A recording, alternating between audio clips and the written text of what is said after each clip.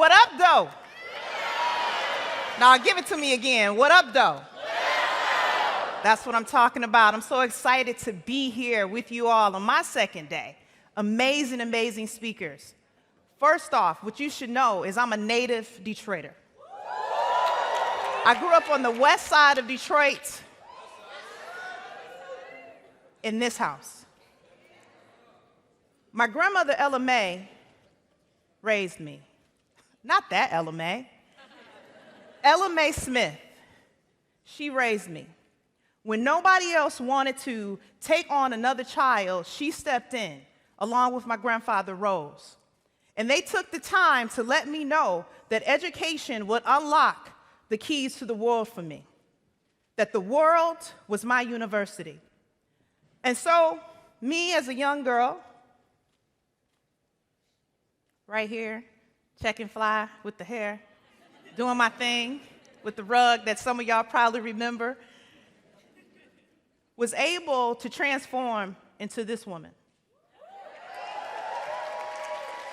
Chief Learning Officer and Chief Diversity Officer for Rocket Companies. Now, there's a lot that goes into that story between when my grandmother took me in to where I am today. I've worked at many organizations. I've worked at nonprofits, for-profits, large companies, small companies, many of them founder-owned. And what I can tell you is that the best companies had a few of these ingredients. And those are companies that weren't that great, whose founders weren't that great, those startups that weren't that great, they were missing these ingredients. So let's start with number one. Number one, it starts with a vision. You heard me say that. Your vision. It starts with, what do you see clearly defined in your mind's eye? Write that down. Manifest that. Every one of you in this room has the ability to be exactly who you are destined to be.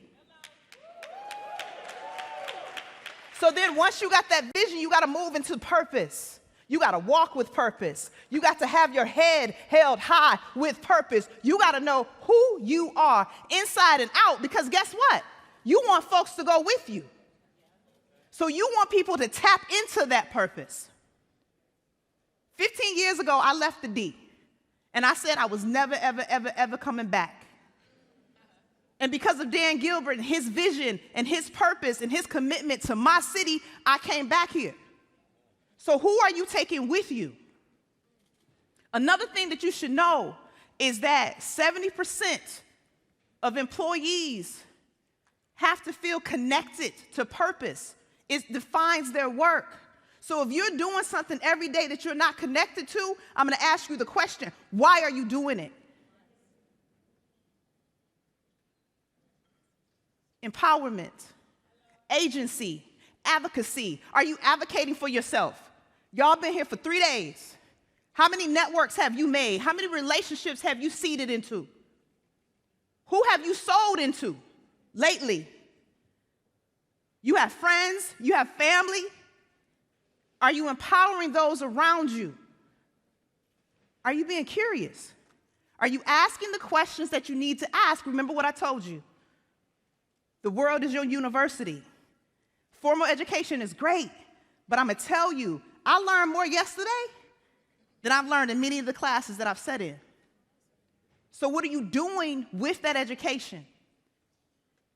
And then the last thing I'm going to leave you with is, what are you doing it for? My grandmother, she passed away several months after I graduated, and she busted her behind to ensure that I graduated from D. Wayne State University.